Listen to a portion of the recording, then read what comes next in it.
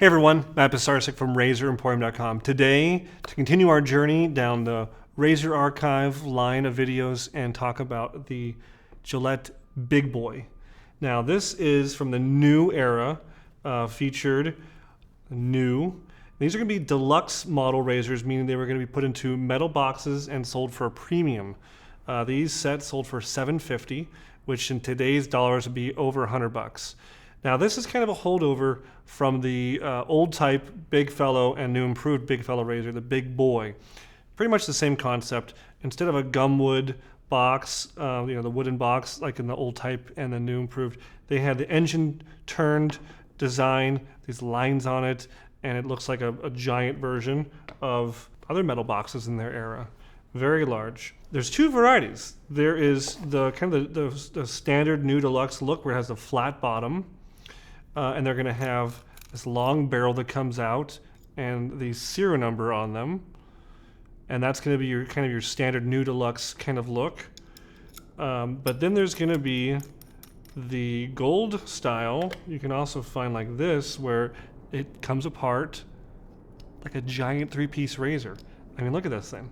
It's one giant piece, and then this is just your standard new short comb new head.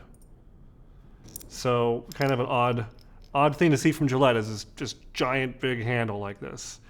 But nonetheless, these were for the guy who wanted the heft, the feel of a large razor. They were done in either chromium or gold plating. And again, just a guy who wants to grip it like a paintbrush.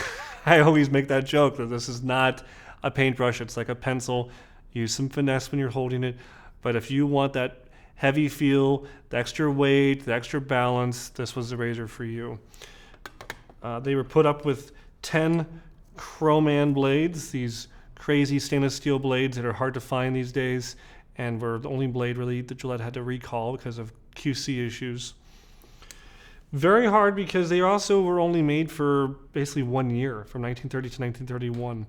The new deluxe series didn't do very well just because the Great Depression was happening and people were making very low amounts of money and jobs were hard to find. Buying a $100 razor wasn't on many people's priority lists. Because of that, today, these, I would say for the new deluxe razors, these are the hardest of the new deluxe razors to find is the Big Boy razors. On a rarity scale of 1, you can find this if you go out to any thrift store, or 5, it belongs in a museum. I would definitely put this, even just the razor, at the 4 mark, maybe 3.5, 4, just the razor alone. Certainly with the box, you're easily at 4.5, 5 out of 5. My box here isn't even in that great of condition. Remember guys, whenever I do collecting, I don't like to fix up the razors. I don't revamp them for myself if they're collector pieces. So mine is a little bit beat up, but I'm very proud to own it because it has the original box, the original razor, has the original shipper that goes around this, and then all of that goes into the outer cardboard shipper. And so all these pieces together are the complete set. I guess I don't have the instructions, but that's still, in my mind, 4, 4.5 out of 5, maybe even 5 out of 5 if I had the instructions, but very hard to find set. It's kind of the last time you're going to see these huge handles. That's not going to really appear again until the Slim Adjustable or the Super 109 with these really long handles like this. So cool piece of history. Hope you guys enjoy the video.